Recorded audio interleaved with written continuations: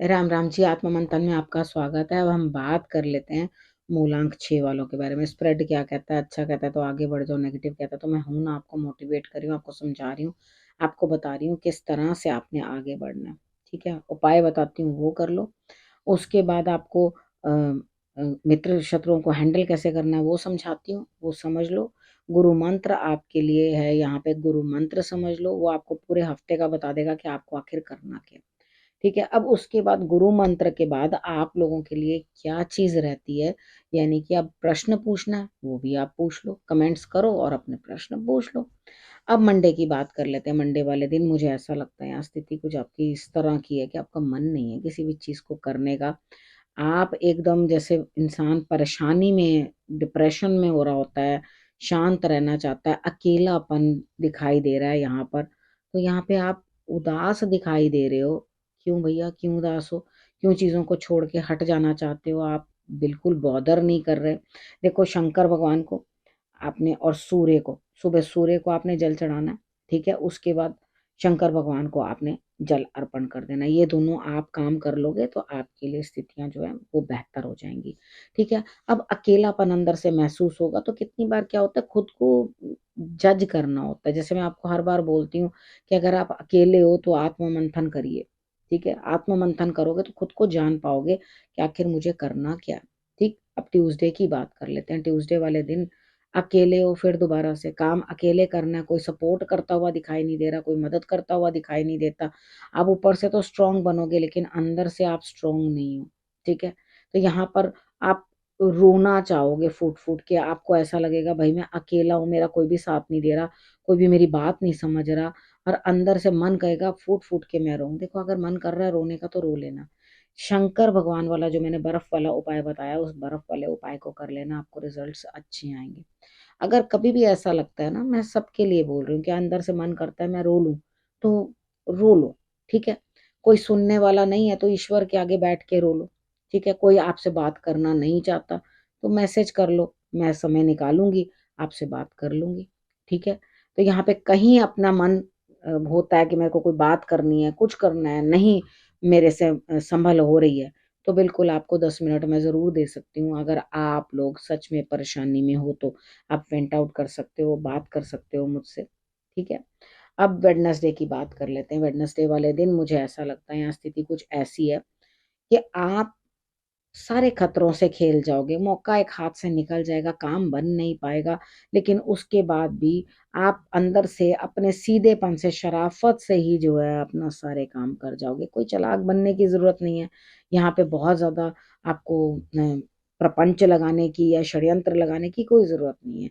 यानी कि आपके अंदर उतनी शक्ति है कि आप अपनी नेगेटिविटी को खुद ही जो है हैंडल कर सको, तो आपको किसी की जरूरत नहीं है, कोई दिक्कत नहीं है, कोई बात नहीं। कभी कभी मौका निकल भी जाता है, कोई बात नहीं, फिर और मौके आ जाएंगे। अगर आपके अभी अभी स्थिति मौका पकड़ने के लायक नहीं है तो डिसहार्टन नहीं होना। ठीक है, अपनी नेगेटिविटी को दूर करना बहुत ज्यादा जरूरी है। ठीक, तो यहाँ पर आपने करना क्या है, देखो, जल चढ़ाना है, अर्पण करना है आपने वेडनेसडे वाले दिन शंकर भगवान को।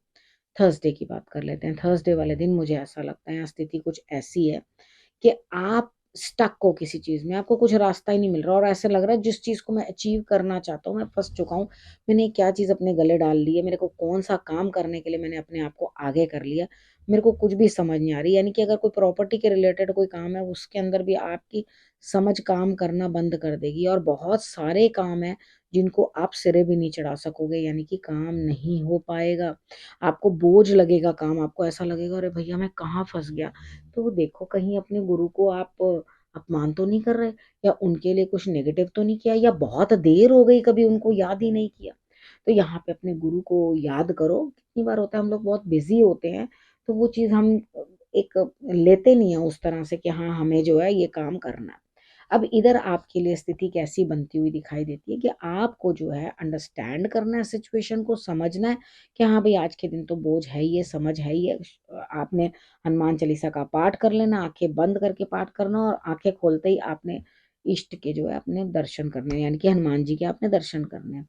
उसके बाद आपके लिए काम ज्यादा है, उसको करने के लिए ईश्वर से जो है शक्ति मांगिए, हनुमान जी को कहना आपकी मदद करें, और आप काम की तरफ आगे बढ़ो। मुझे मालूम है कि आपके अंदर ना कोई हिम्मत है, ना कोई आप काम करने के लायक, अंदर से कोई आपके अंदर स्टेमिना है, ठीक है?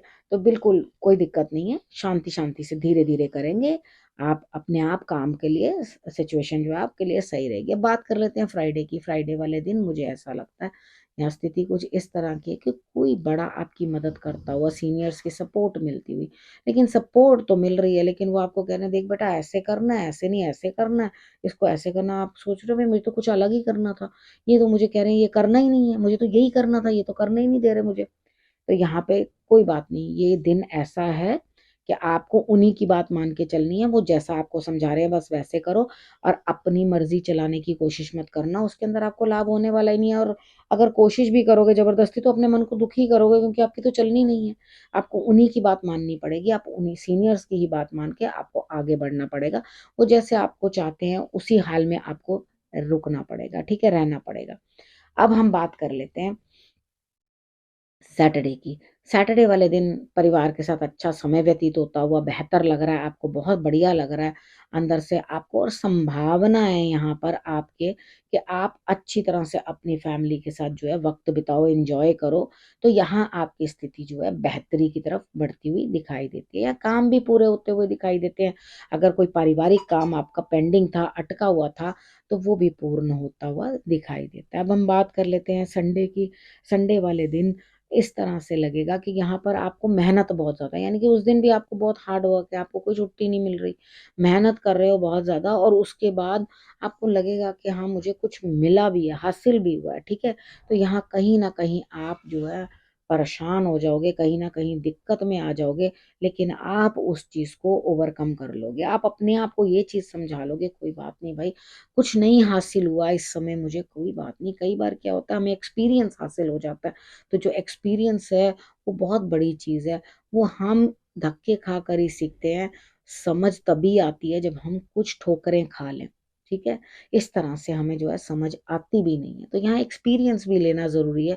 अगर बहुत ज़्यादा काम होगा, आपके ऊपर बर्डन आएगा, तभी तो आपको पता चलेगा कि किस तरह से आपने जो है आगे बढ़ना है, किस तरह से आपने काम करना है। बात कर लेते हैं गुरु मंत्र की। देखो यहाँ पर क्या है, ईश्वर कभी-कभी हमें बहुत अच्छे लोग जो हैं, ईश्वर हमें ऐसे लोगों से मिला देते हैं कि जो बहुत अच्छे होते हैं, प्योर सोल के होते हैं, उनसे हमें मिला देते हैं।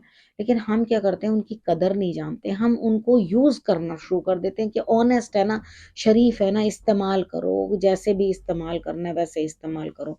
ऐसे बिल्कुल नहीं होता, ठीक है? जब आप समझोगे ना कि ईश्वर की ये देन है, पता नहीं मुझे क्या समझाने के लिए, क्या कहने के लिए ईश्वर ने इसका साथ दिया है या इसके साथ, यहाँ पे धन दौलत की बात नहीं है, मैं समझने की बात कर रही हूँ कि हम एक दूसरे को कैसे समझ पाए, ठीक है? यहाँ पर अगर आप किसी को समझ पाओगे तो ही आपके लिए रिजल्ट्स अच्छे आएंगे, अदरवाइज नहीं। क्योंकि आप अपनी खिचड़ी पकाते रहो, सामने वाला अपनी खिचड़ी पकाता रहे, कोई फायदा नहीं है। रिलेशनशिप में कहीं पैसा नहीं आना चाहिए, ठीक है? आपके लिए यही गुरु मंत्र है। कहीं स्टेटस नहीं आना चाहिए। अगर आपका कोई मित्र है या कोई भी है, तो उसको आप दिल से अपनाओ, और अपनी जितनी भी नेगेटिविटी है उसको छोड़ दो, ठीक है? अगर नेगेटिव रहोगे तो आप जी नहीं सकते, ठीक है? आप तो इस तरह के इंसान हो जो अपने ही ज़हर से घुलता चला जा रहा है, ठीक है? तो यहाँ पर अपने ज़हर को काटना शुरू करो, निकालना शुरू करो, जिस तरह से हम कंप्यूटर के अंदर से या अपने फ़ोन में से आप लोग मेमोरी डिलीट करते जाते हो ना, वो निकाल-निकाल के कि मेमोरी भर गई है, ऐसे करके सारी चीज़ें डिलीट करते हो।